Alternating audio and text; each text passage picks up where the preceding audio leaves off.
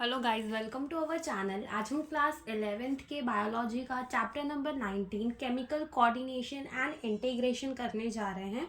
ठीक है, तो ये चैप्टर हम अपना स्टार्ट करते हैं। यहाँ पर हमें ग्लैंड्स के बारे में पढ़ना है और ग्लैंड से जो सिक्रीशन निकलती है जिसे हम कहते हैं हार्मोन, हमें हार्मोन्स के बारे में पढ़ना है। हमें एक्शन पढ़ना है कि वो हार्मोन काम क्या करते हैं। ठीक है, हम कुछ एंडोक्राइन ग्लैंड्स को देखेंगे और उसके साथ साथ हमारा लिवर हो गया। ठीक है, ये सारी जो थोड़े बहुत ऑर्गन होते हैं वो भी हमारे कुछ हार्मोन निकालते हैं, हमें वो भी पढ़ना और साथ ही साथ हमें पढ़ना है mechanism of the hormone action. ठीक है, वो भी हमें यहाँ पर देखना है। तो इस चैप्टर के अंदर हमें इतनी चीज़ें करनी है, तो हम अपना चैप्टर स्टार्ट करते हैं।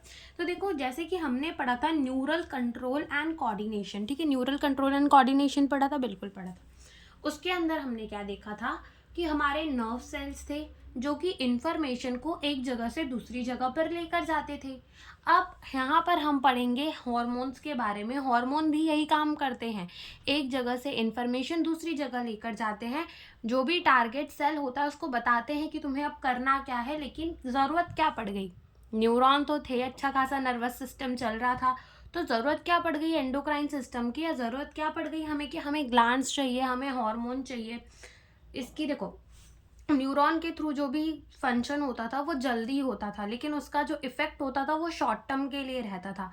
वेरएज अगर हम जब बात करते हैं अपने एंडोक्राइन सिस्टम की, तो एंडोक्राइन सिस्टम काम तो लेट करता है, ठीक है, लेकिन उसका इफेक्ट लॉन्ग टर्म तक रहता है।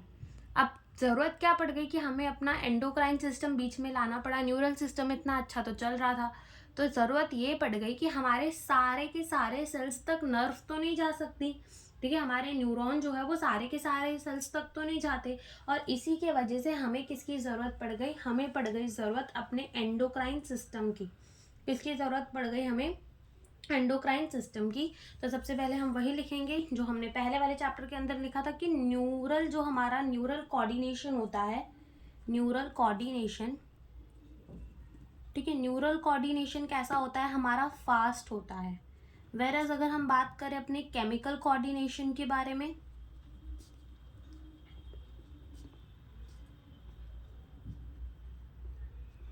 तो ये हमारा कैसा होता है, slow.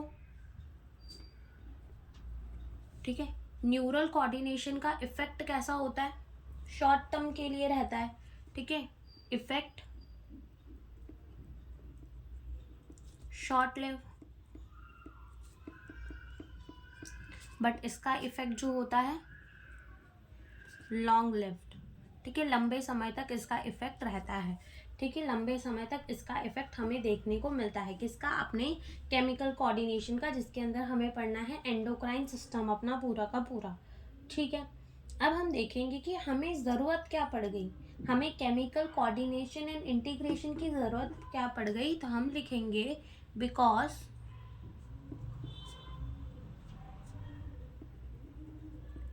all nerve do not innervate the cells of body. We need the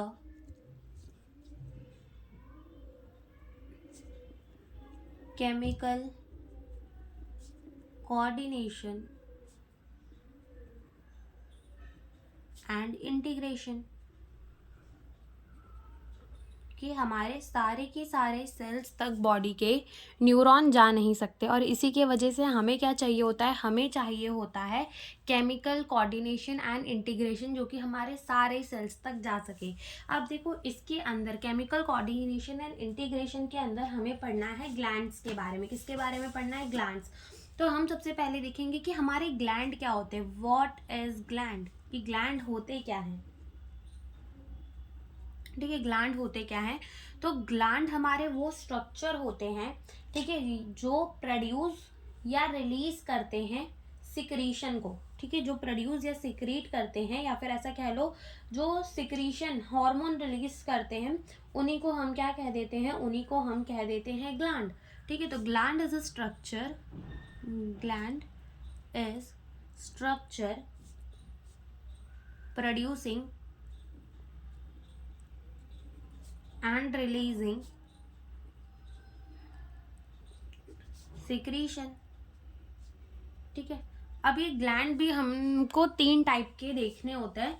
एक होता है हमारा एंडोक्राइन ग्लैंड, एक होता है हमारा एक्सोक्राइन ग्लैंड और एक होते हैं हमारे हेटेरोक्राइन ग्लैंड। तो सबसे पहले हम एक एक करके सारे टाइप ऑफ ग्लैंड को समझते हैं। सबसे पहला होता है हमारा एक्सोक्राइन ग्लैंड। तो अब ये एक्सोक्राइन ग्लैंड क्या होते हैं? एक्सोक्राइन ग्लैंड हमारे वैसे ग्लैंड होते हैं जो कि अपना सिक्रीशन डक्ट के थ्रू भेजते हैं, उन्हें हम क्या कह देते हैं? Exocrine gland. ठीक है, तो यहाँ पर हम क्या लिखेंगे? डक्ट प्रेजेंट, या फिर ऐसा लिख लो पोर दर सिक्रीशन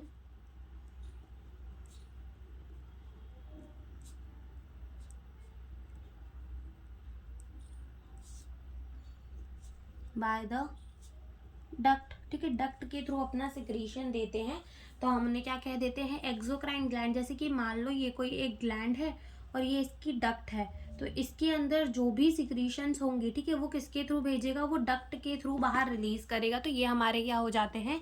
एक्सोक्राइन ग्लैंड। और हमारे एक्सोक्राइन ग्लैंड का एग्जाम्पल हो जाता है सलाइवरी ग्लैंड। ठीक है, सलाइवरी ग्लैंड। इसका एक और एग्जाम्पल हो जाता है memory gland.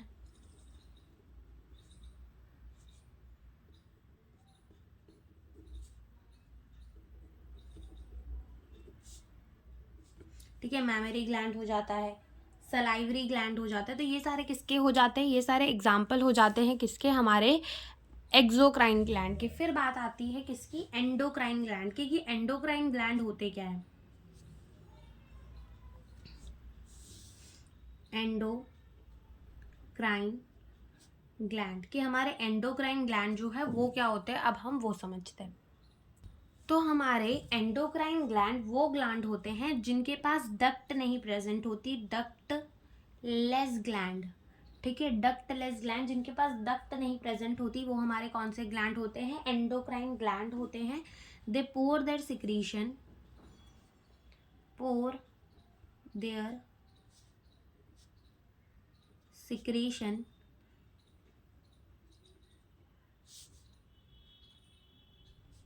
They pour their secretion into blood.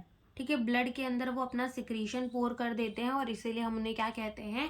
Endocrine gland, या फिर हम उन्हें कह देते हैं डक्टलेस ग्लैंड। और इनके सिक्रीशन को क्या कहा जाता है? इन्हीं के सिक्रीशन को हम कहते हैं हार्मोन। ठीक है, आगे हम समझेंगे कि हार्मोन क्या होता है, तो इन्हीं के सिक्रीशन को हम हार्मोन कहते हैं, और हार्मोन क्या होता है वो हम आगे समझेंगे। ठीक है, जैसे कि मान लो ये हमारा क्या है? कोई ग्लैंड है। ठीक है, कोई एंडोक्राइन ग्लैंड है, और ये हमारी क्या है? मान लो ब्लड वेसल है। क्या है? हमारी ब्लड वेसल है।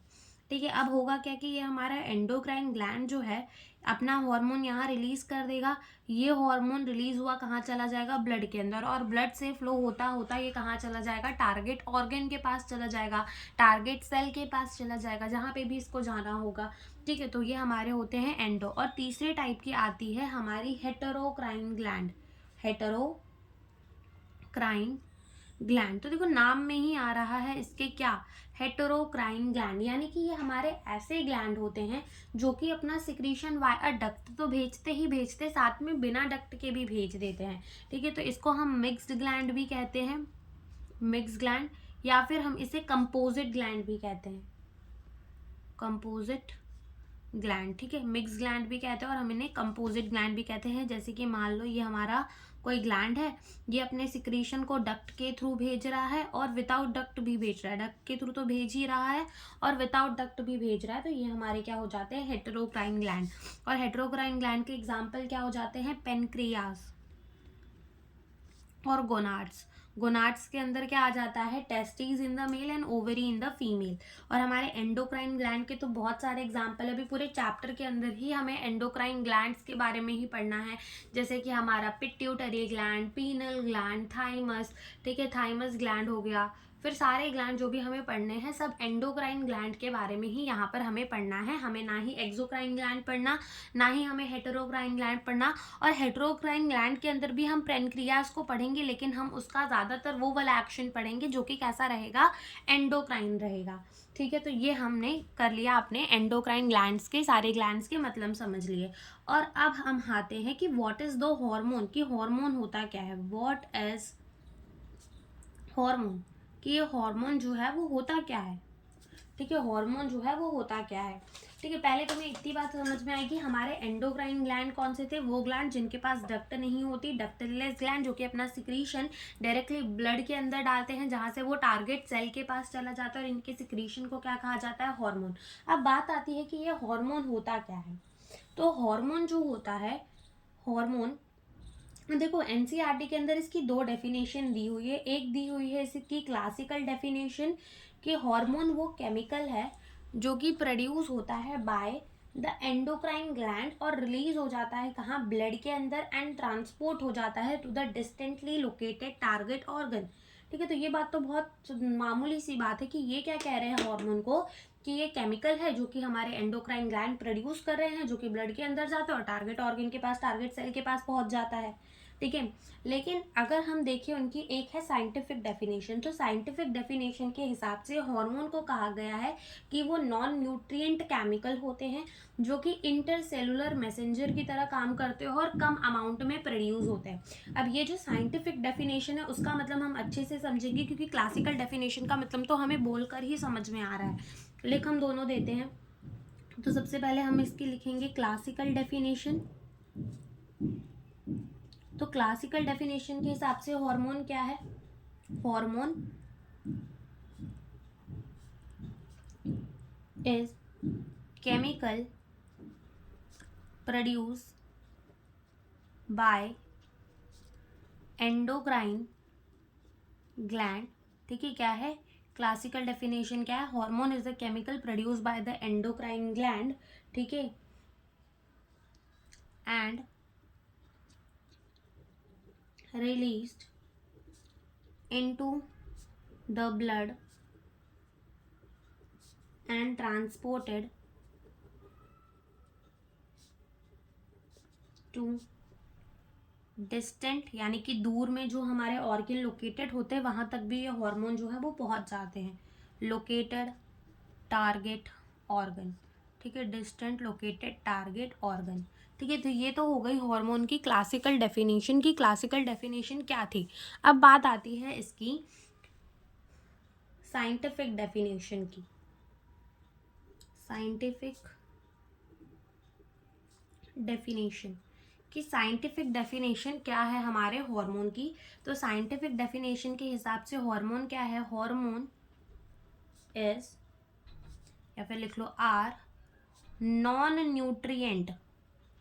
ठीक है, ये सारे एक एक वर्ड का मतलब अभी हम समझेंगे। Non nutrient chemical which act as intercellular messenger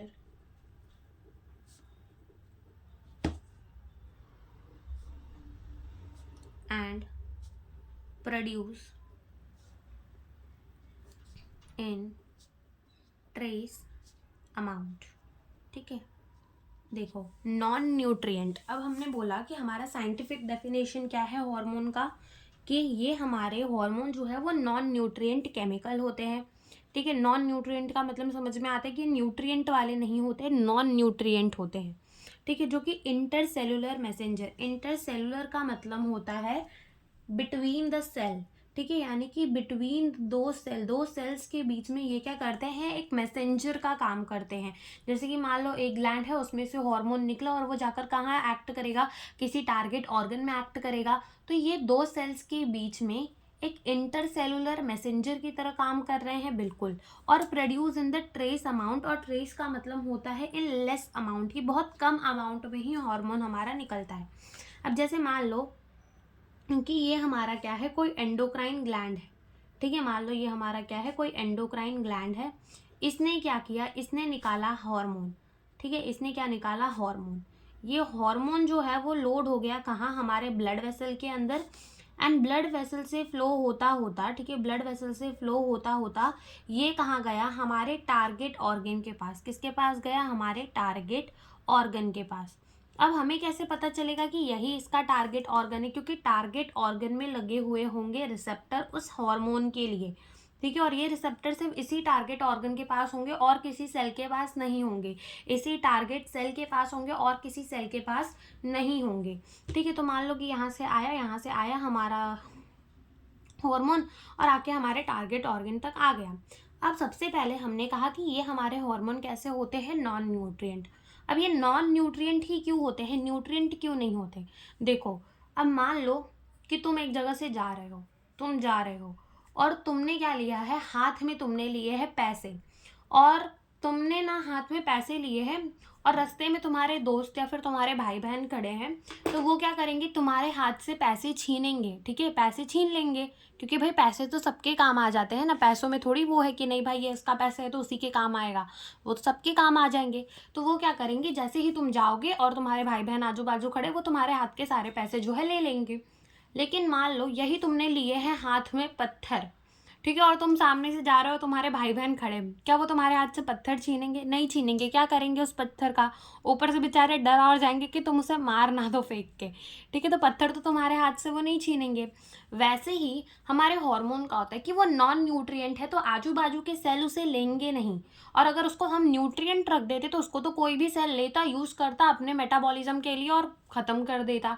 लेकिन नॉन न्यूट्रिएंट है, कुछ न्यूट्रिएंट नहीं मिलने वाला, इसीलिए इसको नॉन न्यूट्रिएंट रखा जाता है ताकि ये टारगेट सेल तक पहुंच पाए, ठीक है। अगर न्यूट्रिएंट होता तो रास्ते का कोई भी सेल इसको उठाता, अपने काम में यूज करता और खत्म कर देता, लेकिन ऐसा नहीं होता। ये कैसे होते हैं, नॉन न्यूट्रिएंट। तो समझ में आया कि ये क्यों नॉन न्यूट्रिएंट होते हैं, ठीक है।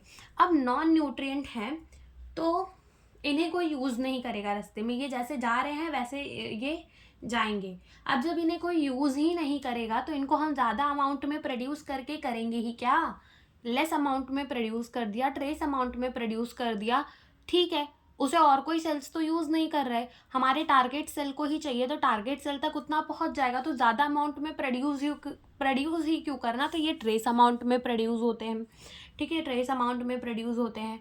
और तीसरा, तो ये तो तुम्हें समझ में ही आ गया होगा कि ये इंटरसेलुलर मैसेंजर की तरह काम करते हैं, ठीक है, और ये क्या लगे हुए होते हैं, रिसेप्टर, और ये रिसेप्टर सिर्फ टारगेट ऑर्गन या टारगेट सेल के पास ही लगे होंगे, ऐसे कोई भी सेल के पास नहीं होते, ठीक है। तो ये हमारा साइंटिफिक डेफिनेशन में समझ आया कि हार्मोन कैसे हैं, नॉन न्यूट्रिएंट केमिकल जो कि एक्ट करते हैं इंटरसेलुलर मैसेंजर की तरह और प्रोड्यूस होते हैं ट्रेस अमाउंट के अंदर।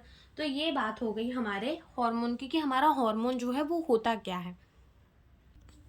अब हमारे एनसीईआरटी के अंदर लिखा हुआ है कि जो हमारे इनवर्टेब्रेट्स होते हैं उनके पास बहुत सिंपल एंडोक्राइन सिस्टम होता है विद फ्यू हार्मोन, ठीक है।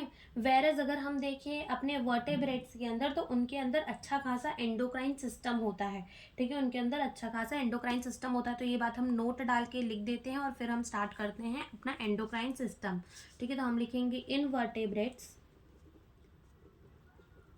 Poses very simple endocrine system, whereas vertebrates have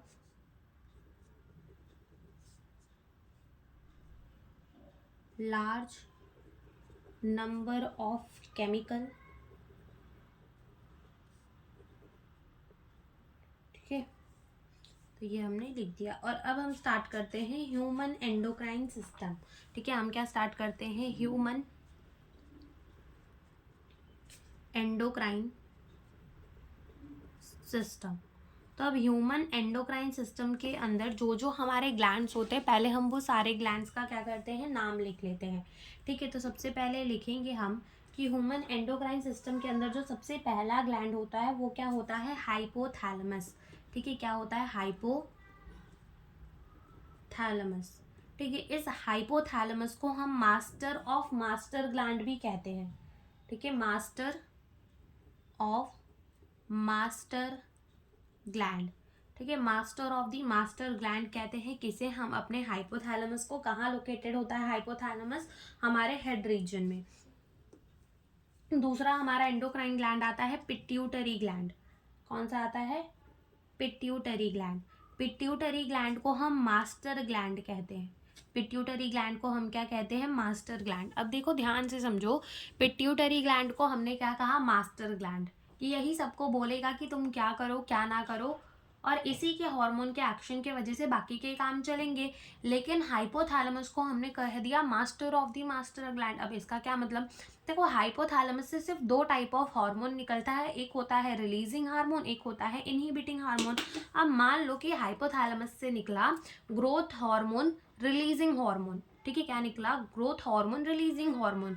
ये हार्मोन कहाँ एक्ट करेगा, पिट्यूटरी पे एक्ट करेगा, और पिट्यूटरी में से ग्रोथ हार्मोन निकालने को कह देगा। अगर वहीं हमारे हाइपोथैलेमस से ग्रोथ हार्मोन इनहिबिटिंग हार्मोन निकला होता तो वो हमारे पिट्यूटरी को बोल देता कि अब ग्रोथ हार्मोन मत निकालो, ठीक है। यानी कि जो हाइपोथैलेमस है वो master of the master gland है, और पिट्यूटरी क्या है, हमारा मास्टर ग्लैंड है, ठीक है। ये भी हमारे हेड रीजन के अंदर मिलता है। और तीसरा ग्लैंड जो है वो है हमारा पीनल ग्लैंड, ठीक है, क्या है हमारा पीनल ग्लैंड, ठीक है। तो ये तीन जो ग्लैंड है वो हमें कहाँ देखने को मिलेंगे, हेड रीजन में। कहाँ देखने को मिलेंगे हमें, हेड रीजन में। फिर चौथे नंबर का ग्लैंड आता है हमारा थायराइड ग्लैंड। क्या आता है, थायराइड ग्लैंड, ठीक है, थायराइड ग्लैंड। पांचवें नंबर का ग्लैंड आता है हमारा पैराथायराइड ग्लैंड, पैराथायराइड ग्लैंड, ठीक है। और छठे नंबर का ग्लैंड आता है हमारा थाइमस। क्या आता है, थाइमस, जिसमें से हमारा थायराइड एंड पैराथायराइड जो है वो नेक रीजन में हमें देखने को मिलता है। और फिर आता है हमारा थाइमस, जो कि हमें कहाँ देखने को मिलता है, चेस्ट रीजन के अंदर। सातवां जो ग्लैंड आता है वो है हमारा पेनक्रियास। आठवां आता है हमारा एड्रीनल ग्लैंड, जो कि हमें किडनी के ऊपर देखने को मिलता है, ठीक है। तो ये दो जो है वो हमें कहाँ देखने को मिलते हैं, एब्डोमिनल रीजन में। और नौवें नंबर का हमारा ग्लैंड आता है, वरना इसको एब्डोमिनल मत लिखो, इनका लोकेशन हम एनसीईआरटी में देख लेंगे। नौवें नंबर में जो ग्लैंड आती है वो आती है ovary in the case of the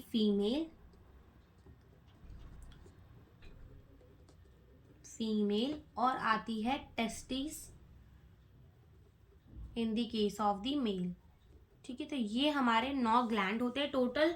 अगर तुम देखोगे तो 10 होते हैं। कौन कौन से, hypothalamus, pituitary, pineal, thyroid gland, parathyroid, thymus, pancreas, adrenal, ovary और टेस्टिस, ठीक है। लेकिन हमें पूछा जाए कि एक वुमेन के अंदर कितने एंडोक्राइन ग्लैंड होते हैं तो हम कहेंगे 9, ठीक है। एक मेल के अंदर कितने एंडोक्राइन ग्लैंड होते हैं तो हम कहेंगे 9। और क्योंकि टेस्टिस खाली मेल के अंदर ही देखने को मिलेगा और ओवरी खाली फीमेल के अंदर ही देखने को मिलेगी, तो ये 9, अभी पूरे के पूरे 9 बोलो या 10 बोलो, ये सारे एंडोक्राइन ग्लैंड्स को हमें एक एक करके जो है, अभी हमें एक एक करके ये सारे ग्लैंड्स को हमें पढ़ना है, ठीक है। ये एड्रेनल ग्लैंड हमें कहाँ देखने को मिलेगा, ये हमें देखने को मिलेगा अबो किडनी, अबो किडनी की, किडनी के ऊपर ही हमें ये देखने को मिल जाता है, ठीक है। तो अब ये सारे ग्लैंड्स को हम एक एक करके पढ़ते हैं, लेकिन उससे पहले एनसीईआरटी के अंदर कौन से ग्लैंड्स कहाँ दिखाए हो वो भी एक बार हम देखते हैं। तो अगर तुम देखो तो सबसे पहले जो तुम्हें ये वाला ग्लैंड दिख रहा है, ठीक है, जो सबसे पहले तुम्हें ये वाला ग्लैंड दिख रहा है, ये कौन सा दिख रहा है, ये हाइपोथैलेमस है।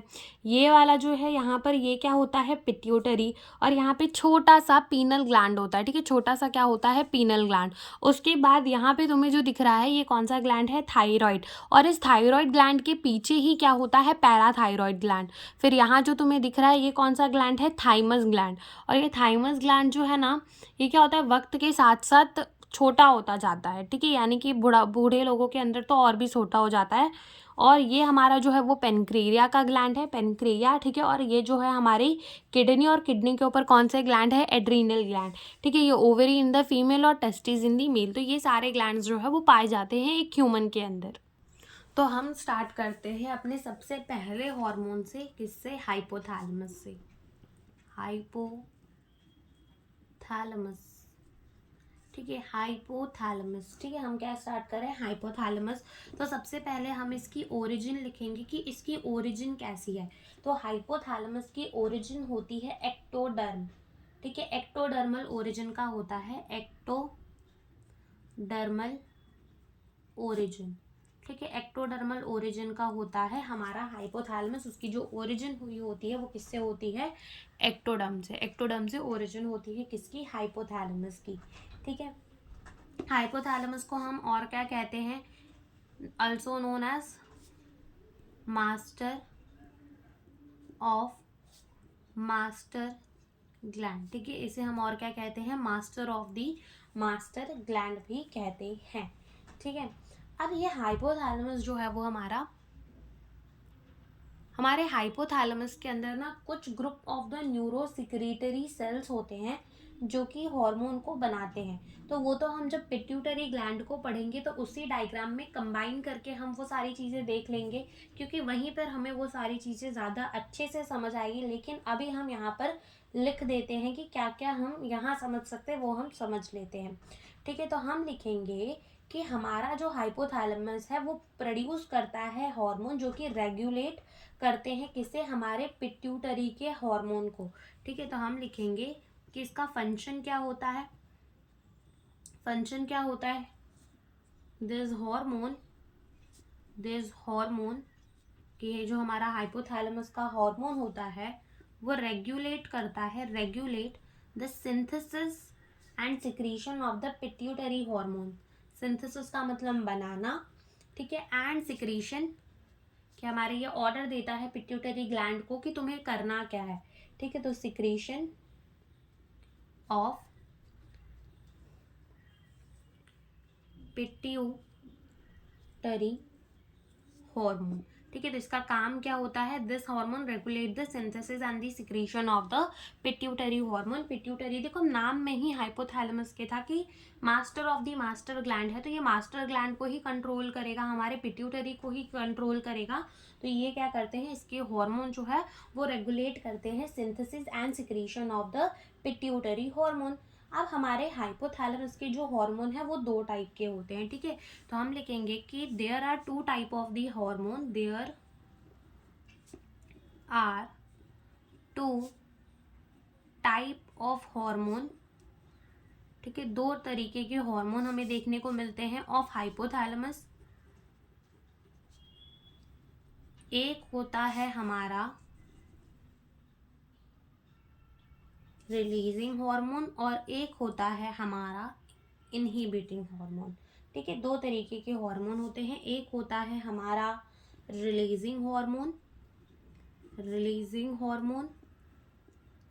और एक होता है हमारा इनहिबिटिंग हार्मोन। ठीक है, एक होता है रिलीजिंग हार्मोन और एक होता है इनहिबिटिंग हार्मोन। नाम में ही है रिलीजिंग हार्मोन, ये क्या करेगा? ये हमारे पिट्यूटरी को ऑर्डर देगा कि तुम ये हार्मोन रिलीज कर दो। इनहिबिटिंग हार्मोन, इनहिबिट का मतलब होता है किसी भी चीज को रोक देना, तो ये हमारे पिट्यूटरी को रोक देगा कि तुम ये हार्मोन अब मत निकालो, नाम में ही है। तो रिलीजिंग हार्मोन क्या करता है? Stimulate the secretion of the pituitary hormone, stimulate the secretion of pituitary, stimulate the secretion of the pituitary hormone। और ये हमारा क्या कर देता है? inhibit the secretion of pituitary hormone की ये जो है ये क्या करता है? inhibit कर देता है secretion of the pituitary hormone। ठीक है, ये क्या कर देता है? इनहिबिट कर देता है secretion of the pituitary hormone. ठीक है, यस, तो हमने कहा कि हमारे हाइपोथैलेमस से कितने टाइप के हार्मोन निकलेंगे? दो, एक निकलेगा रिलीजिंग हार्मोन, एक निकलेगा inhibiting hormone. Releasing hormone stimulate करेगा secretion of the pituitary hormone और इनहिबिटिंग हार्मोन क्या कर देगा? इनहिबिट कर देगा secretion of the pituitary hormone. ठीक है, तो अब इसका अगर हम एक एग्जाम्पल ले, तो अगर इसके एग्जाम्पल ले हम, तो देखो मान लो कि हमारे हाइपोथैलेमस से एक हार्मोन निकला, that is growth hormone releasing hormone. क्या निकला? Growth hormone releasing hormone. अब ये ग्रोथ हार्मोन रिलीजिंग हार्मोन क्या करेगा? हमारे पिट्यूटरी में से ग्रोथ हार्मोन को रिलीज करने बोल देगा। ऐसे ही मान लो अगर निकला ग्रोथ हार्मोन इनहिबिटिंग हार्मोन, तो ये हमारे पिट्यूटरी को रोक देगा कि अब ग्रोथ हार्मोन मत निकालो। ठीक है, तो जैसे कि मान लो हमारे हाइपोथैलेमस में से क्या निकला, growth hormone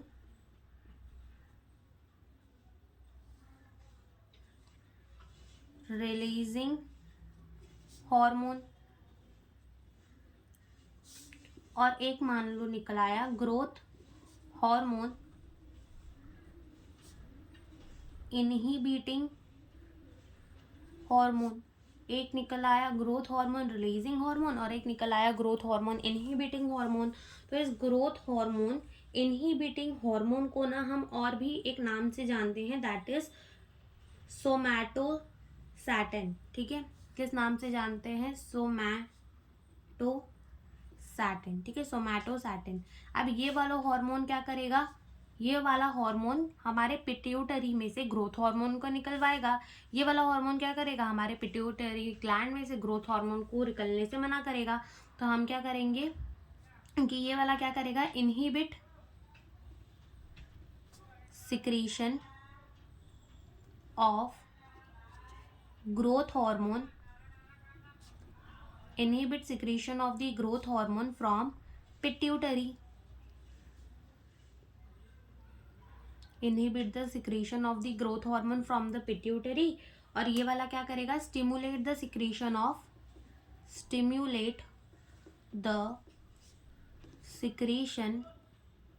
of growth hormone को GH लिख देते हैं फ्रॉम पिट्यूटरी। ठीक है, तो ये होता है हमारा क्या, ये होता है हमारा हाइपोथैलेमस का हार्मोन। तो एक एग्जांपल तो ये हो गया। दूसरा एक और एग्जांपल दिया है हमारे एनसीईआरटी के अंदर, दैट इज द GnRH। ठीक है, GnRH। तो मान लो अगेन हमारे हाइपोथैलेमस में से दो हार्मोन निकले, एक हमारा निकला गोनाडोट्रोपिन रिलीजिंग हार्मोन और एक हमारा निकला गोनाडोट्रोपिन इनहिबिटिंग हार्मोन। एक हमारा निकला गोनाडोट्रोपिन रिलीजिंग हार्मोन और एक निकला मान लो gonadotropin inhibiting hormone.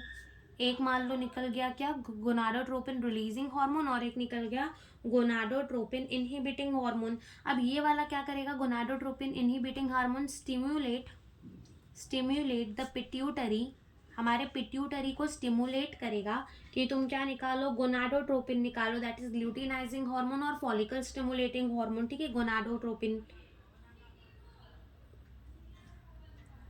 Pituitary stimulate the pituitary to release gonadotropin और ये क्या करेगा, inhibit the pituitary from releasing gonadotropin। तो ये हमारा हो गया क्या, पिट्यूटरी हाइपोथैलेमस ग्लैंड के बारे में। तो हाइपोथैलेमस का कोई भी हार्मोन हो, हाइपोथैलेमस का कोई भी हार्मोन हो, वो एक्ट कहाँ करेगा, पिट्यूटरी पे ही जाकर। और दो ही टाइप के हार्मोन निकलेंगे, या तो रिलीजिंग या तो इनहिबिटिंग। अब हम पिट्यूटरी ग्लैंड में पढ़ेंगे कि बहुत सारे टाइप के हार्मोन होते हैं, जैसे कि प्रोलैक्टिन होता है, थायराइड स्टिमुलेटिंग हार्मोन होता है, एडिनोकॉर्टिकोट्रॉपिक हार्मोन होता है, ल्यूटिनाइजिंग हार्मोन होता है, फॉलिकल स्टिमुलेटिंग हार्मोन होता है, मेलानोसाइट स्टिमुलेटिंग हार्मोन है। तो बस हमारा हाइपोथैलेमस ऐसे ही हार्मोन निकालेगा कि तुम मेलानोसाइट को रिलीज करवा दो, मेलानोसाइट को रोक दो, ऑक्सीटोसिन को रिलीज करवा दो, ऑक्सीटोसिन को रोक दो। ये खाली ऑर्डर देगा हमारे किसे, पिट्यूटरी ग्लैंड को। ठीक है, तो ये बात हो गई। अब हाइपोथैलेमस जो ग्लैंड होता है ना, उसके अंदर हाइपोथैलेमस और पिट्यूटरी एक दूसरे से कनेक्टेड होते हैं। कैसे कनेक्टेड होते हैं वो अभी हम देखते हैं। ठीक है, तो अब हम स्टार्ट करते हैं अपना कौन सा वाला ग्लैंड, हम स्टार्ट करते हैं पिट्यूटरी ग्लैंड के बारे में। Second gland that is pituitary gland. ठीक है, पिट्यूटरी ग्लैंड होते हैं, क्या होते हैं हमारे पिट्यूटरी ग्लैंड। पहले बस इतना लिख लो कि हमारे हाइपोथैलेमस के अंदर क्या होता है, neurosecretory cell has neuro secretory cell, ठीक है। इनके पास क्या होता है, neuro secretory cell called nuclei. उसी न्यूरो सिक्रीटरी सेल को हम क्या कह देते हैं, न्यूक्लियाई। यानी कि हमारे हाइपोथैलेमस के पास कुछ न्यूरॉन होते हैं, और वो न्यूरॉन ऐसे वैसे न्यूरॉन नहीं होते, वो न्यूरॉन कुछ इस तरीके के न्यूरॉन होते हैं कि वो सिक्रीशंस करते हैं, हार्मोन बनाते हैं, और उन्हीं न्यूरो सिक्रीटरी सेल्स को, यानी कि ऐसे न्यूरॉन जो कि हार्मोन बना रहे हैं, उन्हें हम क्या कह देते हैं, न्यूक्लियाई। ये हमारे हाइपोथैलेमस के पास होता है। अब होता क्या है, हमारा आता है पिट्यूटरी ग्लैंड। तो अगेन हम बात करेंगे हमारा पिट्यूटरी ग्लैंड की ओरिजिन कैसी है। ये भी हमारा कैसा है, एक्टोडर्मल ओरिजिन, ठीक है। इसकी भी ओरिजिन कैसी है, एक्टोडर्मल ओरिजिन है। कैसी ओरिजिन है, एक्टोडर्मल ओरिजिन है। किसकी, हमारे पिट्यूटरी ग्लैंड की। किसकी, हमारे पिट्यूटरी ग्लैंड की। अब बात आता है कि हमारा पिट्यूटरी ग्लैंड लोकेटेड कहाँ होता है, यानी कि वो प्लेस्ड कहाँ होता है, रखा कहाँ होता है हमारी बॉडी के अंदर। हेड रीजन में तो रखा ही होता है, लेकिन तुम्हें याद हो तो लोकोमोशन एंड मूवमेंट के अंदर हमने पढ़ा था स्पिनॉइड बोन के बारे में, एक्सियल स्केलेटन में, ठीक है। क्रेनियम में हमने किसके बारे में पढ़ा था, स्पिनॉइड बोन के बारे में। स्पिनॉइड बोन, इथमॉइड बोन, सारे बोन्स पढ़े थे। तो स्पिनॉइड बोन की एक कैविटी होती है। कैविटी यानी ऐसा मान लो स्पिनॉइड बोन का एक गड्ढा सा होता है, ऐसा गड्ढा सा होता है स्पिनॉइड बोन का, जिसके ऊपर हमारी पिट्यूटरी ग्लैंड जो है वो प्लेस्ड होती है, ठीक है। तो हम लिख देंगे कि ये कहाँ लोकेटेड होते हैं, हम इसका लोकेशन लिख देते हैं, लोकेशन। तो हम क्या लिखेंगे, located in the cavity of sphenoid bone, located in the cavity of the sphenoid bone known as Sela turcica, ठीक है। सेला टर्सिका नाम की कैविटी के अंदर, एक बोनी कैविटी के अंदर ये जो है लोकेटेड होता है, क्या, हमारा पिट्यूटरी ग्लैंड। अब हमारे पिट्यूटरी ग्लैंड के डायग्राम से हम समझते हैं कि हमारा पिट्यूटरी ग्लैंड एक्चुअली में दिखता कैसे है, होता कैसे है, ठीक है। सारी बातें जो हैं वो अब हम समझते हैं। तो सबसे पहले हम पिट्यूटरी ग्लैंड का डायग्राम बनाते हैं। तो हम थोड़ा पिट्यूटरी ग्लैंड को अब ड्रॉ करते हैं अपने।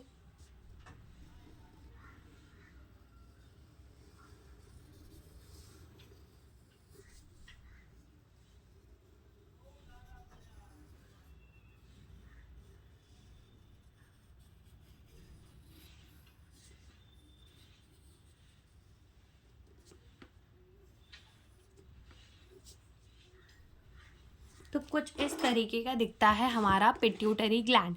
और पिट्यूटरी ग्लैंड और हमारा हाइपोथैलेमस ये एक दूसरे से कनेक्टेड होता है। ऊपर जो तुम देख रहे हो ये क्या है, हमारा हाइपोथैलेमस।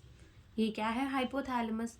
और ये जो नीचे तुम देख रहे हो ये क्या है, हमारी पिट्यूटरी ग्लैंड। ये जो है हमारी, ये क्या है, पिट्यूटरी ग्लैंड है। तो हम यहाँ पे लिख देते हैं कि ये हमारी क्या है, पिट्यूटरी ग्लैंड,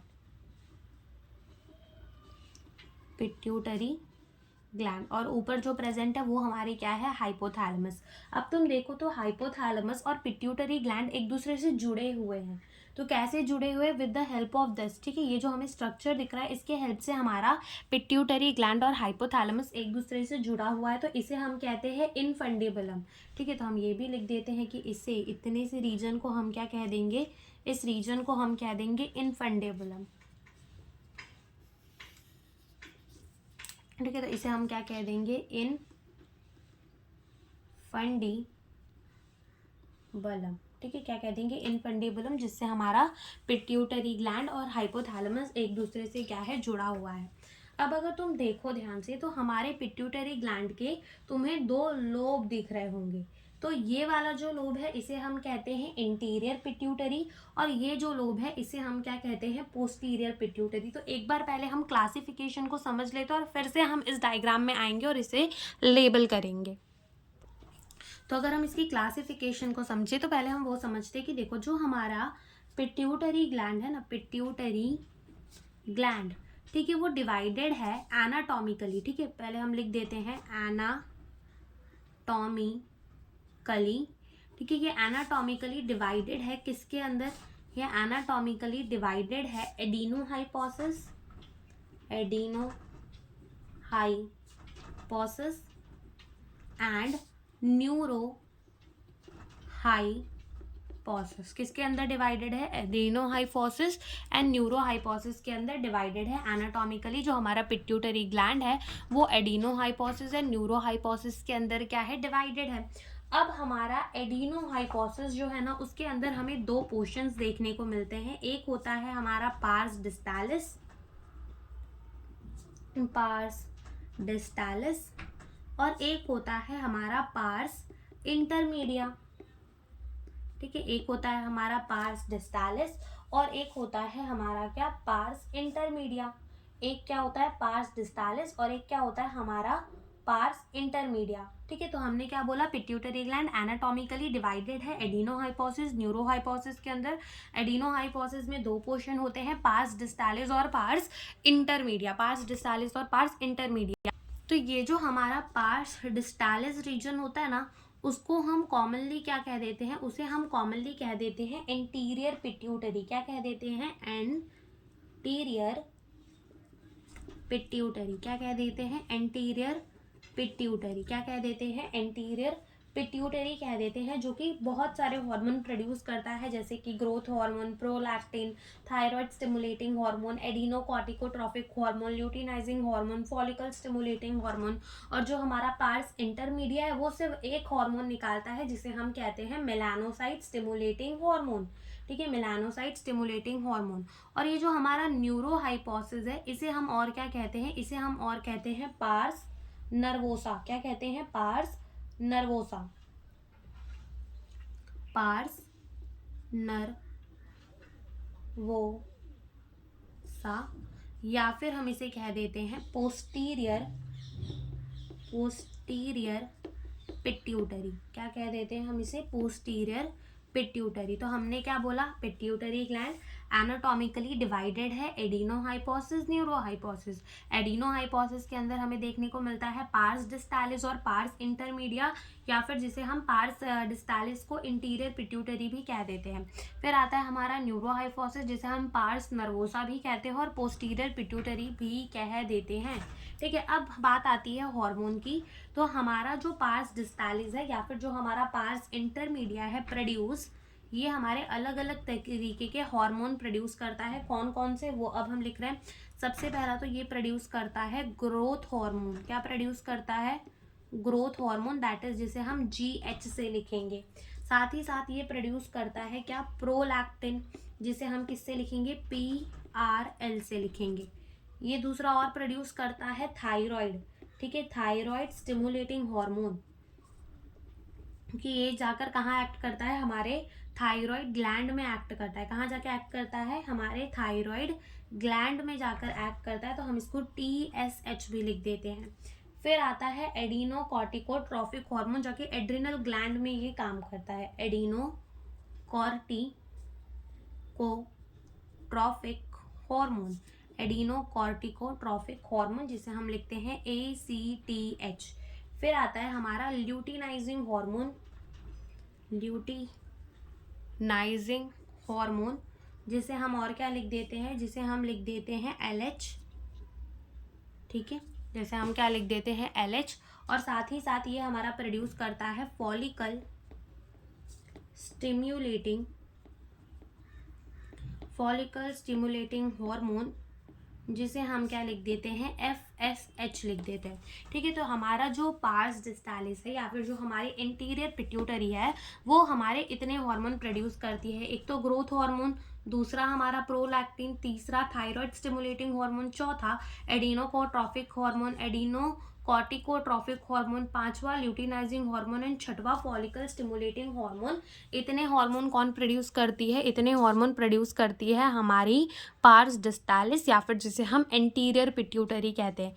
फिर आता है हमारा पार्स इंटरमीडिया, तो प्रोड्यूस ओनली वन हार्मोन। ठीक है, प्रोड्यूस ओनली वन हार्मोन, कि ये सिर्फ हमारा एक ही हार्मोन प्रोड्यूस करता है और वो हार्मोन क्या है? मेलानोसाइट स्टिमुलेटिंग हार्मोन,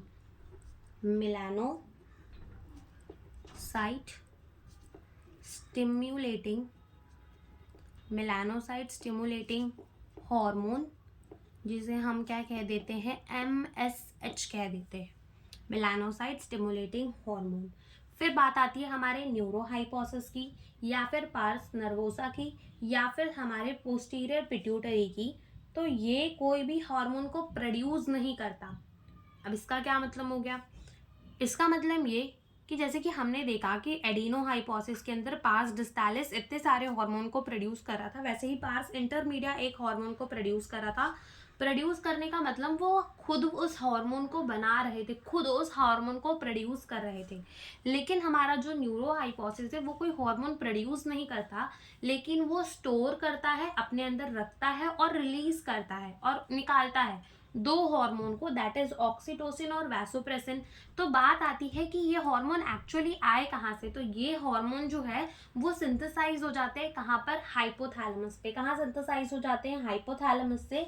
और एक्सॉन के थ्रू उसे कहाँ भेज दिया जाता है? पोस्टीरियर पिट्यूटरी के अंदर, जहाँ पर वो पोस्टीरियर पिट्यूटरी के अंदर स्टोर रहते हैं और वहीं से रिलीज होते हैं। तो यहीं पे हम लिखेंगे कि does not produce any hormone, does not produce any hormone. ठीक है, ये कोई हार्मोन को प्रोड्यूस नहीं करता, बट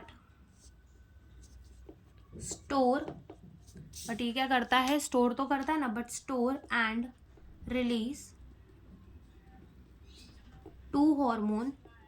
बट ये क्या करता है? स्टोर एंड रिलीज करता है दो हार्मोन को। पहला उसमें से है ऑक्सीटोसिन, ऑक्सीटोसिन, और दूसरा है इसमें से वैसोप्रेसिन।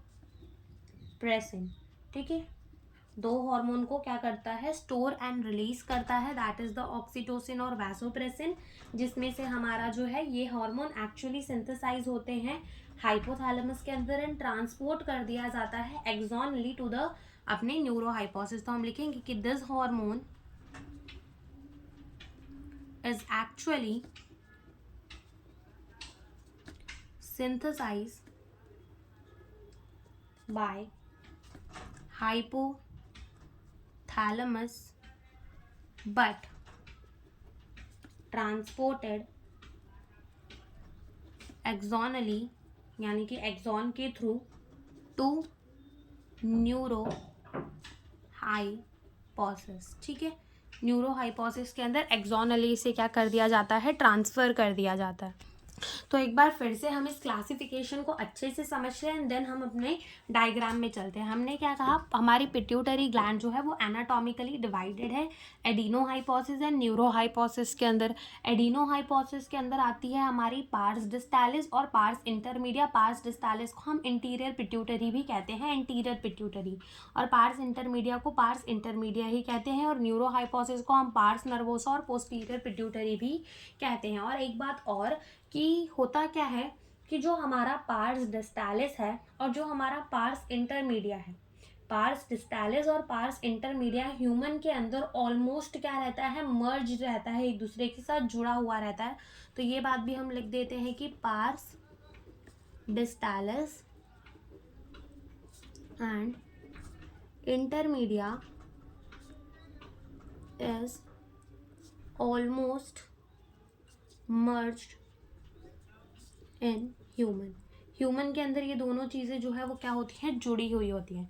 ठीक है, तो पार्स डिस्टालिस जिसे हम इंटीरियर पिट्यूटरी कहते हैं, पार्स इंटरमीडिया, पार्स डिस्टालिस हमारा growth hormone, prolactin, thyroid stimulating hormone, adenocorticotrophic hormone, luteinizing hormone and follicle stimulating hormone produce करता है। वैसे ही हमारा पार्स इंटरमीडिया खाली एक हार्मोन प्रोड्यूस करता है, that is the melanocyte stimulating hormone. लेकिन जो हमारा न्यूरोहाइपोसिस है वो कोई भी हार्मोन को प्रोड्यूस नहीं करता, लेकिन स्टोर करता है और रिलीज करता है दो हार्मोन को, दैट इज ऑक्सीटोसिन और वैसोप्रेसिन, जो कि एक्चुअली सिंथेसाइज हुए थे कहाँ? हाइपोथैलेमस के अंदर, लेकिन उनको एक्सॉनली कहाँ भेज दिया गया है? उनको एक्सॉनली भेज दिया जाता है कहाँ पर? पोस्टीरियर पिट्यूटरी के पास। अब आते हैं हम अगेन अपने इस डायग्राम के अंदर और इसे लेबल करना स्टार्ट करते हैं। तो देखो, सबसे पहले ये जो पिट्यूटरी दिख रही है इसे हम कहते हैं एंटीरियर पिट्यूटरी, एंटीरियर पिट्यूटरी, या फिर हम इसे कह देते हैं पार्स डिस्टालिस। ठीक है, और ये जो पार्ट है ना इसे हम कहते हैं पोस्टीरियर पिट्यूटरी, पोस्टीरियर पिट्यूटरी, या फिर हम इसे क्या कह देते हैं? हम इसे कह देते हैं पार्स नर्वोसा, या फिर हम इसे कह देते हैं न्यूरो हाइपोथैलेमस। ठीक है, 3 नाम है। और यहाँ पे अगर तुम देखो तो यहाँ पे थोड़ा सा से मोटा सा रीजन बना लो। ठीक है, तो इसे हम क्या कह देंगे, इसे हम कह देंगे पार्स इंटरमीडिया। क्या कह देंगे, पार्स इंटरमीडिया। और इन दोनों को मिलाकर एंटीरियर पिट्यूटरी और हमारे पार्स इंटरमीडिया या पार्स डिस्टालिस को मिलाकर हम क्या कह देते हैं, एडिनो हाइपोफाइसिस।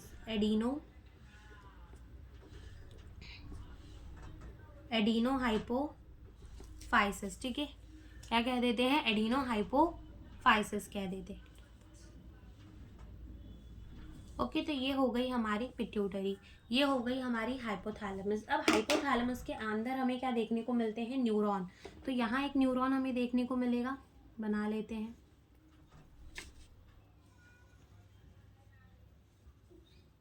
और यहाँ इसकी,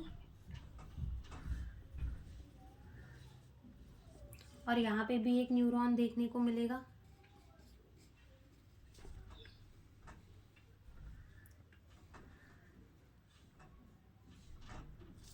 ठीक है, और यहाँ पर हमें देखने को मिलेगी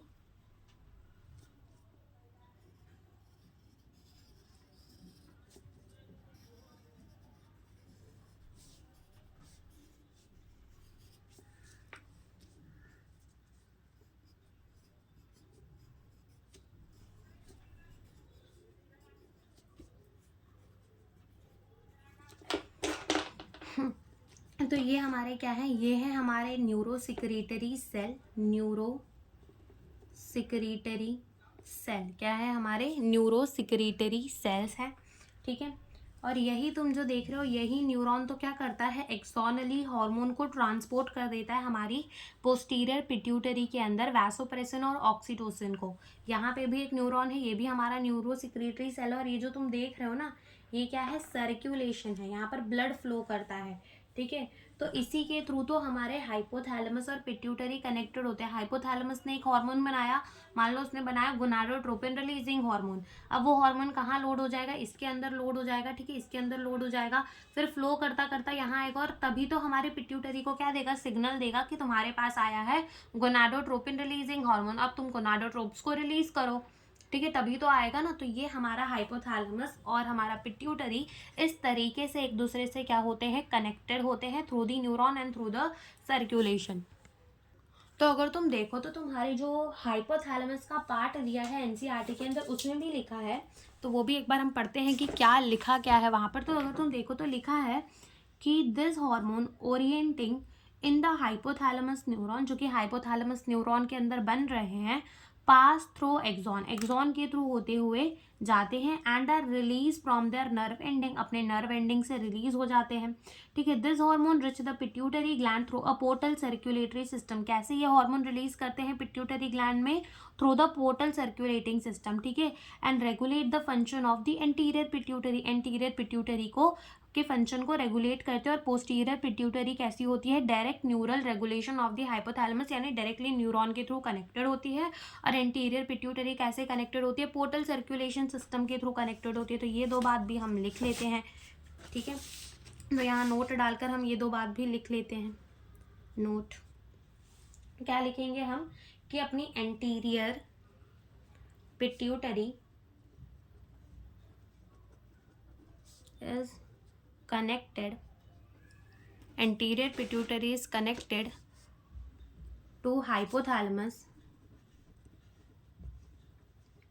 by portal circulation या फिर circulatory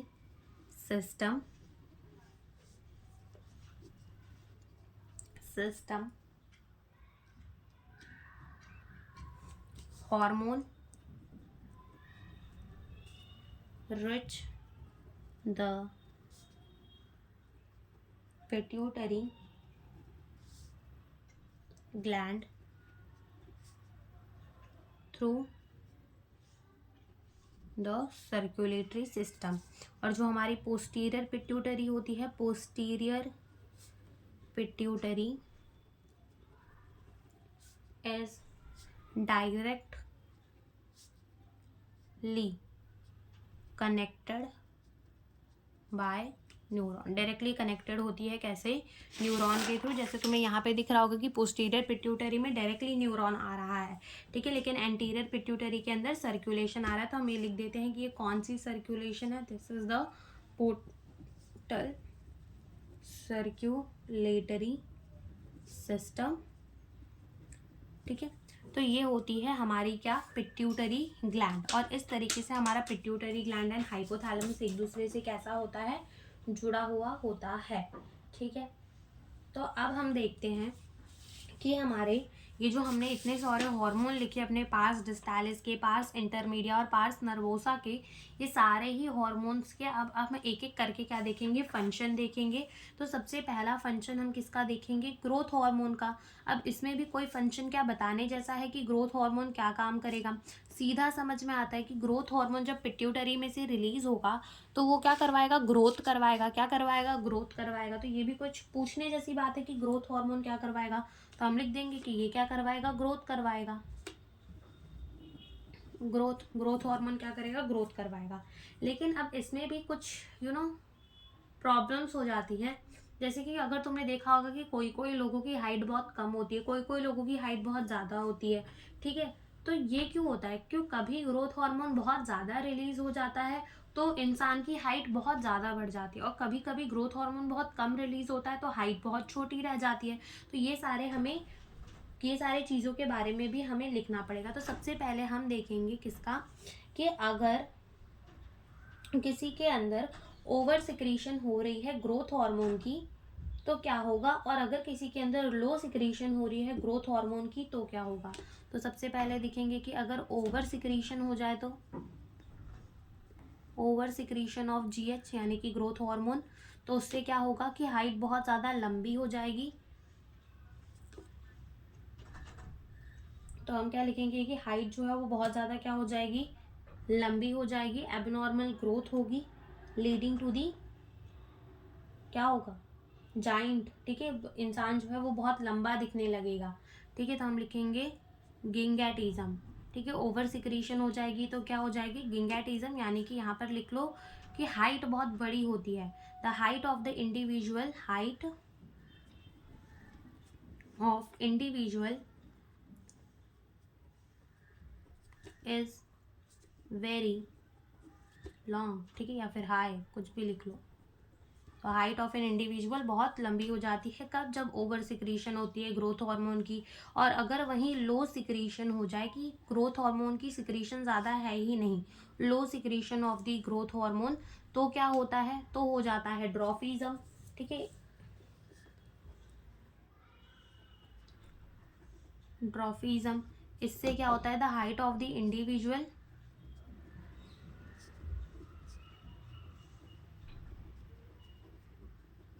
इज वेरी स्मॉल, कि जो हमारा हाइट रहती है वो बहुत छोटे बौने लोग हो जाते हैं जो बहुत छोटे, तो उनमें क्या होता है?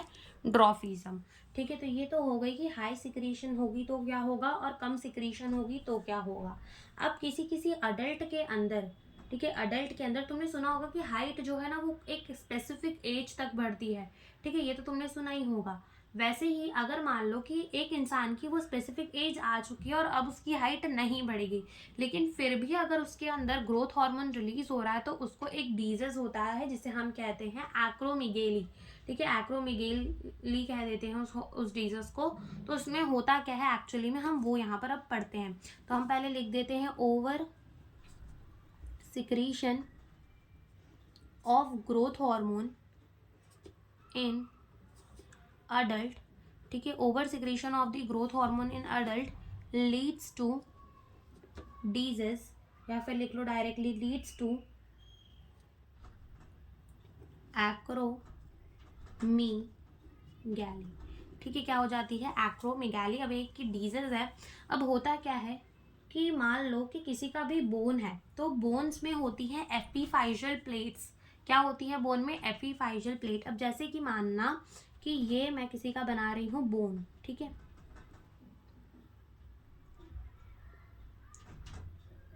ये मैंने बना दिया किसी का बोन, ओके। ये मान लो मैंने किसी का बोन बना दिया।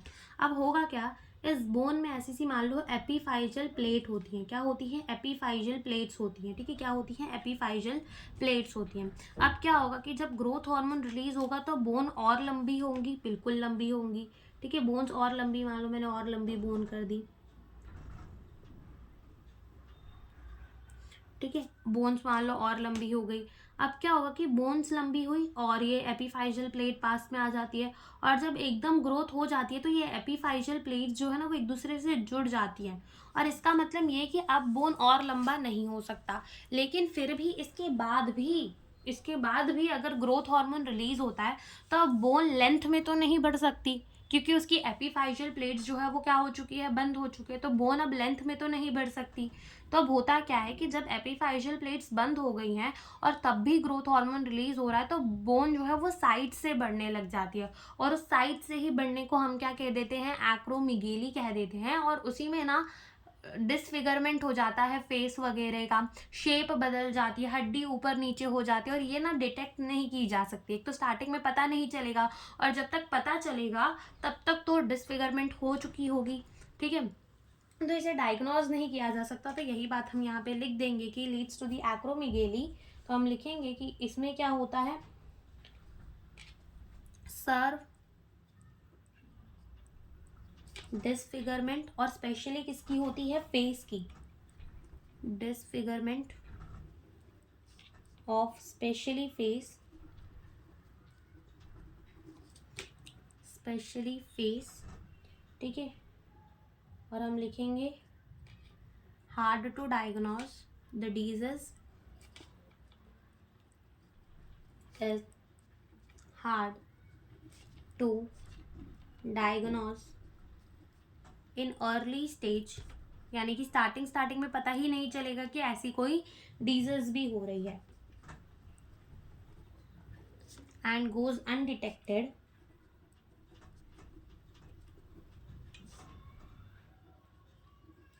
until change in external feature noticeable। ठीक है, तो यही बात है कि यहाँ पर क्या होता है? ज़्यादा सिक्रीशन हो जाती है ग्रोथ हार्मोन की अडल्ट के अंदर, जिसके वजह से क्या होता है? डिसफिगरमेंट हो जाता है, स्पेशली किसका? फेस का, क्योंकि एपीफाइजल प्लेट्स जो है वो बंद हो चुकी होती हैं, और एपीफाइजल प्लेट्स बंद हो चुके तो बोन अब लेंथ में तो बढ़ेगी नहीं, तो इसका मतलब हाइट तो बढ़ने नहीं वाली, तो डिसफिगरमेंट हो जाती है, और वो भी स्पेशली किसकी होती है? फेस की। और ये डिजीज़ को जल्दी हम डायग्नोज नहीं कर सकते, पता नहीं चलता है कि इंसान को देख के कि इसके अंदर ये डिजीज़ भी चल रही है, और जब पता चलता है तब तक फेस की डिसफिगरमेंट हो चुकी होती है। ठीक है, तो ये होता है हमारे ग्रोथ हार्मोन से रिलेटेड सारे डिजीज। ठीक है, तो ये हमने अपना पहला हार्मोन कर लिया कवर। अब हम आते हैं अपने दूसरे नंबर के हार्मोन में, दैट इज PRL, जिसे हम क्या कहते हैं? प्रोलैक्टिन। ठीक है, प्रोलैक्टिन।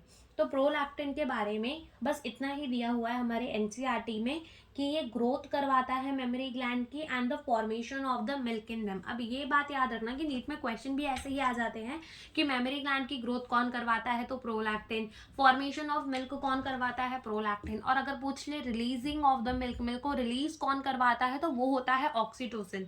तो यहाँ पे फंक्शन ही याद रखने होते, तो बस अब हम एक लाइन में इसका फंक्शन लिख देते हैं कि ये क्या करता है? Growth of mammary gland and formation of milk in them। ठीक है, तो ये हो गया प्रोलैक्टिन। तीसरा हार्मोन आता है हमारा थायराइड स्टिमुलेटिंग हार्मोन। ये थायराइड स्टिमुलेटिंग हार्मोन जो है वो सिंथेसिस एंड सिक्रीशन करवाता है थायराइड हार्मोन की from the thyroid gland.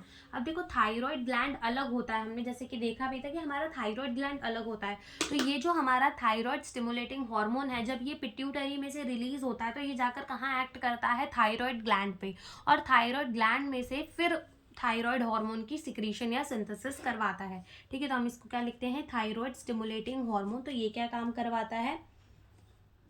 Stimulate the synthesis and secretion of thyroid hormone, ठीक है, stimulate the synthesis and secretion of the thyroid hormone from thyroid gland, कि thyroid gland में से ही thyroid hormone को कितना निकलवाना है, कितना बनवाना है, ज़्यादा बनवाना है, कम बनवाना है, कब ज़्यादा करना है, कब कम करना है, तो ये सारी चीज़ें कौन देखता है? थायराइड स्टिमुलेटिंग हार्मोन, जो कि कहाँ से रिलीज होता है? पिट्यूटरी ग्लैंड से। पिट्यूटरी ग्लैंड से thyroid releasing hormone, thyroid stimulating hormone जाके कहाँ एक्ट करता है? थायराइड ग्लैंड में, और फिर थायराइड ग्लैंड में से क्या निकलवाता है? थायराइड हार्मोन, ठीक है। तो ये होता है हमारा थायराइड स्टिमुलेटिंग हार्मोन। चौथे नंबर का हार्मोन होता है अगेन हमारा एडिनोकॉर्टिकोट्रोफिक हार्मोन। ये कहाँ एक्ट करता है जाके? ये एक्ट करता है हमारे एड्रेनल ग्लैंड पे। कहाँ एक्ट करता है जाकर? ये एड्रेनल ग्लैंड में, और उनमें से हार्मोन निकलवाने की, जो भी निकलवाना हो, जो भी हार्मोन दैट इज ग्लूकोकॉर्टिकॉइड्स, उनको रिलीज करवाता है, ठीक है। तो यही हम लिखेंगे कि stimulate the synthesis and secretion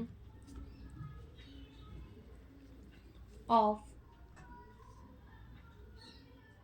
glucocorticoid, क्योंकि हमारे एड्रेनल कॉर्टेक्स, ठीक है, एड्रेनल ग्लैंड के अंदर भी ना हमें दो रीजन देखने को मिलता है। एक देखने को मिलता है एड्रेनल मेडुला, जो कि हम आगे पढ़ेंगे, और एक देखने को मिलता है एड्रेनल कॉर्टेक्स। तो ये एड्रेनल कॉर्टेक्स में से क्या निकलवाता है? ग्लूकोकॉर्टिकॉइड निकलवाता है, और एड्रेनल कॉर्टेक्स के हार्मोन का नाम क्या है? ग्लूकोकॉर्टिकॉइड, ठीक है, ग्लूकोकॉर्टिकॉइड्स फ्रॉम एड्रेनल कॉर्टेक्स, ठीक है। एड्रेनल कॉर्टेक्स में से क्या निकलवाता है? ग्लूकोकॉर्टिकॉइड। पांचवें नंबर का हार्मोन आता है हमारा ल्यूटिनाइजिंग हार्मोन और फॉलिकल स्टिमुलेटिंग हार्मोन छठवें नंबर का। तो ये जो हमारा ल्यूटिनाइजिंग हार्मोन है और जो हमारा फॉलिकल स्टिमुलेटिंग हार्मोन है, इन दोनों को मिलाकर हम क्या कह देते हैं? दोनों को मिलाकर हम गोनाडोट्रोपिन कह देते हैं। अब मेल के अंदर ल्यूटिनाइजिंग हार्मोन का काम अलग होता है, फीमेल के अंदर ल्यूटिनाइजिंग हार्मोन का काम अलग होता है। ऐसे ही फॉलिकल स्टिमुलेटिंग हार्मोन का काम भी मेल एंड फीमेल के अंदर अलग अलग होता है। तो पहले हम लिखते हैं कि luteinising hormone, follicle stimulating hormone, दोनों को मिलाकर हम क्या कह देते हैं? गोनाडोट्रोपिन।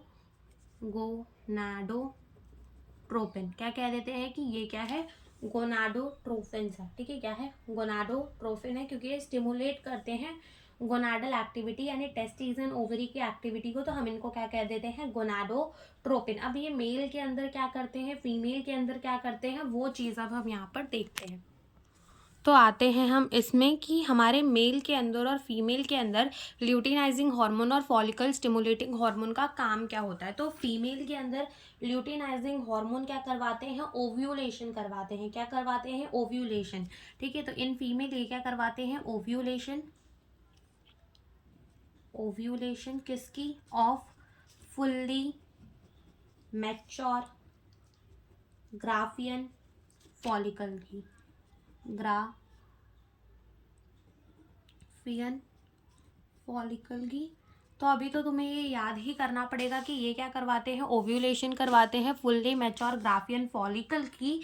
लेकिन 12th में तुम पढ़ोगे चैप्टर, उसके अंदर तुमने पढ़ना पड़ेगा मेंस्ट्रुअल साइकिल। तो तुम देखोगे कि वहाँ पर LH सर्ज होता है 14th डे पर, और उसी के वजह से हमारा जो ग्राफियन फॉलिकल है वो टूटता है, और उसमें से ओवम निकल के आता है, सेकेंडरी oocyte निकल के आता है, जिसे हम कहते हैं ओव्यूलेशन, ठीक है। तो ओव्यूलेशन के दौरान होता क्या है कि जैसे मान लो ये अंदर पड़ा हुआ है क्या? सेकेंडरी oocyte, और बाहर है ना बहुत सारे सेल्स प्रेजेंट होते हैं, ठीक है। बाहर बहुत सारे सेल्स प्रेजेंट होते हैं, फ्लूइड फिल्ड कैविटी होती है, एंट्रम, तुम्हें इतनी जानने की जरूरत नहीं है। लेकिन ये जो हार्मोन है ल्यूटिनाइजिंग हार्मोन, ये इसे तोड़वाता है और सेकेंडरी oocyte को क्या करता है? बाहर निकलवा देता है, ओव्यूलेशन करवा देता है। तो तुम खाली इतना याद रखो कि ल्यूटिनाइजिंग हार्मोन क्या करवाएगा? ओव्यूलेशन करवाएगा ग्राफियन फॉलिकल की, ठीक है। ग्राफियन फॉलिकल की क्या करवाएगा? ओव्यूलेशन करवाएगा, ठीक है। वेरस फॉलिकल स्टिमुलेटिंग हार्मोन क्या करता है? जैसे ल्यूटिनाइजिंग हार्मोन ने ग्राफियन फॉलिकल को तोड़ के उसमें से क्या निकलवा दी? सेकेंडरी oocyte निकाल दी। होता क्या है कि स्टार्टिंग में एक हमारे पास प्रेजेंट होता है प्राइमरी oocyte। अब उस प्राइमरी oocyte के बाहर ही सेल्स के लेयर लगते जाते हैं, फ्लूइड फिल्ड कैविटी बनती है, एंट्रम बनता है, यानी कि उसकी ग्रोथ होती है। पहले फॉलिकल स्टिमुलेटिंग हार्मोन क्या करवाएगा? पूरी की पूरी ग्रोथ करवा देगा, ठीक है, ओवेरियन फॉलिकल के, और उसके बाद रप्चर उसे कौन करवाता है? Luteinizing hormone. तो बस ये क्या करवाता है? ग्रोथ करवाता है, ग्रोथ एंड डेवलपमेंट, और ये सारी चीज़ें ओवरी में चल रही होती है, ग्रोथ एंड डेवलपमेंट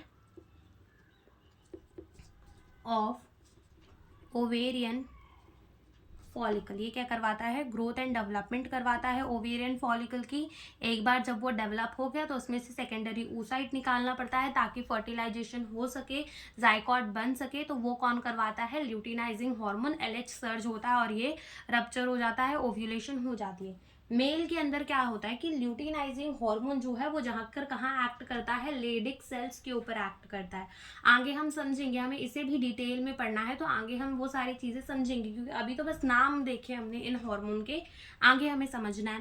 लेकिन अगर तुम्हें थोड़ा थोड़ा समझाना चाहूँ तो अगर तुम एक टेस्टिस का क्रॉस सेक्शन देखोगे ना तो उसमें तुम्हें क्या दिखेंगे कि तुम्हें दिखेंगे सेमिनिफेरस टिब्यूल, और सेमिनिफेरस टिब्यूल के आजू बाजू तुम्हें दिखेंगे कुछ लेडिक सेल्स, और उन लेडिक सेल्स में कौन एक्ट करता है जाकर, ल्यूटिनाइजिंग हार्मोन, और उनमें से क्या निकलवाता है, एंड्रोजन। ठीक है, एक हार्मोन होता है जो कि क्या निकलवाता है, एंड्रोजन हार्मोन ही वो रिलीज करवाता है। तो ये बात हम लिख देते हैं कि मेल्स के अंदर क्या होता है कि ये हमारा क्या करवाता है, एक्ट ऑन लेडिक सेल, कहाँ एक्ट करता है, लेडिक सेल पे, एंड रिलीज एंड्रोजन, एंड्रोजन जो है वो रिलीज करवाता है। और फॉलिकल स्टिमुलेटिंग हार्मोन का क्या काम है कि androgen plus follicle stimulating hormone ये दोनों मिलकर मेल के अंदर क्या करवाते हैं, स्पर्मेटोजेनेसिस में हेल्प करवाते हैं, स्पर्मेटोजेनेसिस। ठीक है, एंड्रोजन और फॉलिकल स्टिमुलेटिंग हार्मोन मिलकर मेल के अंदर स्पर्मेटोजेनेसिस में क्या करवाते हैं, हेल्प करवाते हैं। और स्पर्मेटोजेनेसिस का मतलब होता है फॉर्मेशन ऑफ द स्पर्म। ठीक है, उसी को हम क्या कहते हैं, स्पर्मेटोजेनेसिस कहते हैं, जो कि अगेन तुम 12th में बहुत डिटेल में पढ़ोगे। तो वो एंड्रोजन और फॉलिकल स्टिमुलेटिंग हार्मोन साथ मिलकर कहीं ना कहीं इस चीज़ में हेल्प करवा रहे होते। तो ये हो गया हमारे किसका काम, गोनाडोट्रोपिन का काम। यानी कि यहाँ पर हमारे कितने हार्मोन्स कंप्लीट हो गए, यहाँ पर कंप्लीट हो गए हमारे पार्स डिस्टालिस या फिर ऐसे कह लो इंटीरियर पिट्यूटरी के सारे हार्मोन। और अब आते हैं हम किस पे, अपने पार्स इंटरमीडिया के हार्मोन पे, that is the melanocyte stimulating hormone.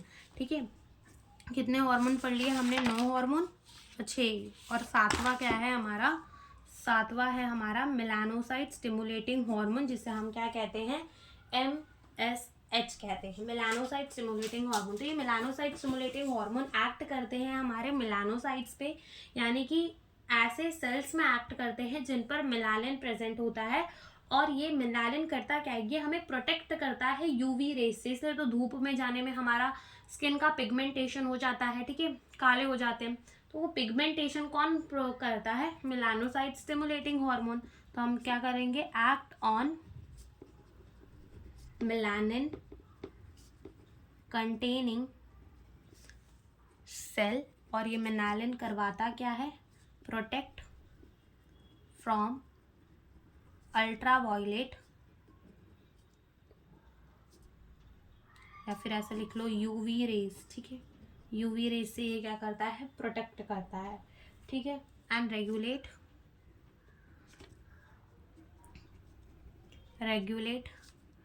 Pigmentation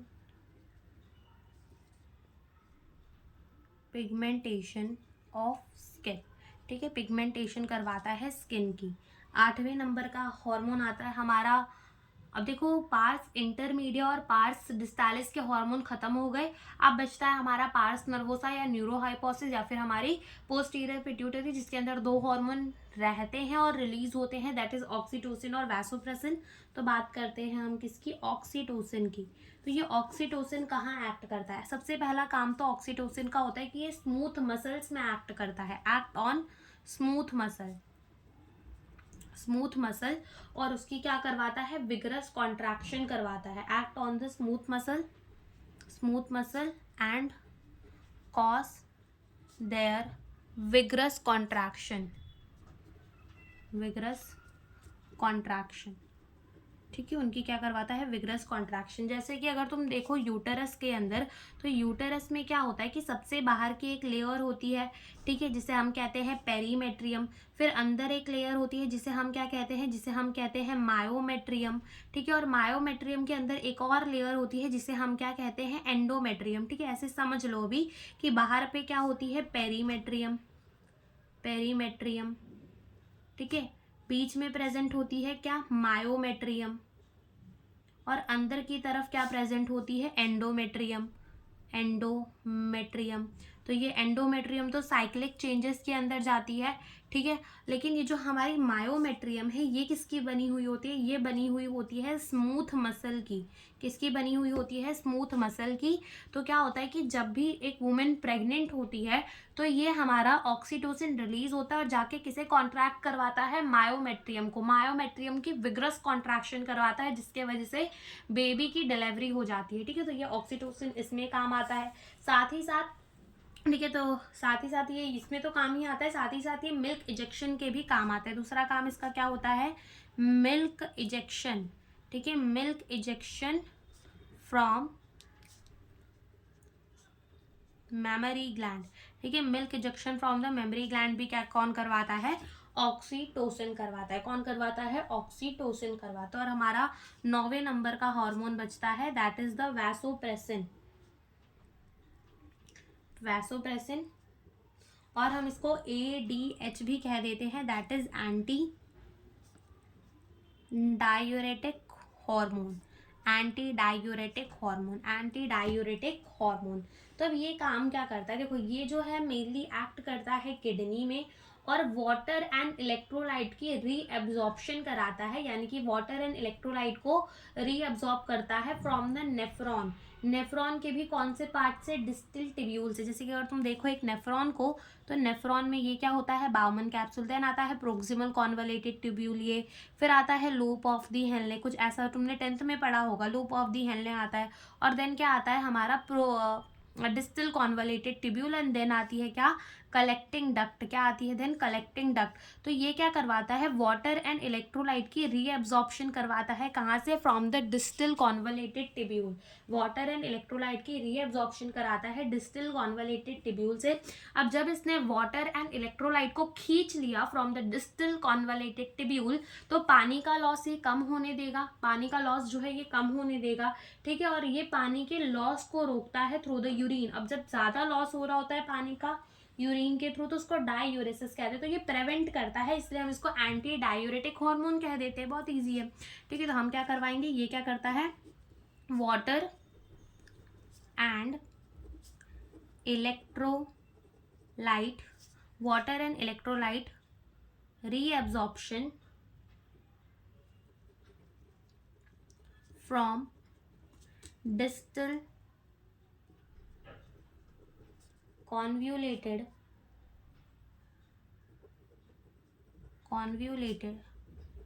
tubules and thereby prevent the loss of water, यानी कि डायूरेसिस। और इसीलिए हम इसको क्या कह देते हैं, एंटी डायूरेटिक हार्मोन। क्या कह देते हैं, एंटी डायूरेटिक हार्मोन। और कभी कभी क्या होता है कि यूरिन के थ्रू पानी बहुत ज़्यादा वेस्ट हो रहा है, ठीक है, बहुत ज़्यादा यूरिन के थ्रू पानी जो है वो जा रहा है, जिसके वजह से बॉडी के अंदर पानी की कमी हो जाती है, ठीक है, डिहाइड्रेशन हो जाती है। और इसी कंडीशन को डायबिटीज इंसिपिडस कहते हैं। तो हम लिखेंगे कि when anti diuretic hormone result is diminished,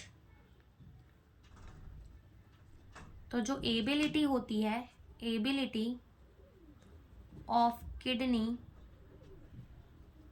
to hold water, वो भी क्या हो जाती है, कम हो जाती है। तो जिसके वजह से क्या होता है, एक्सेस लॉस ऑफ वाटर,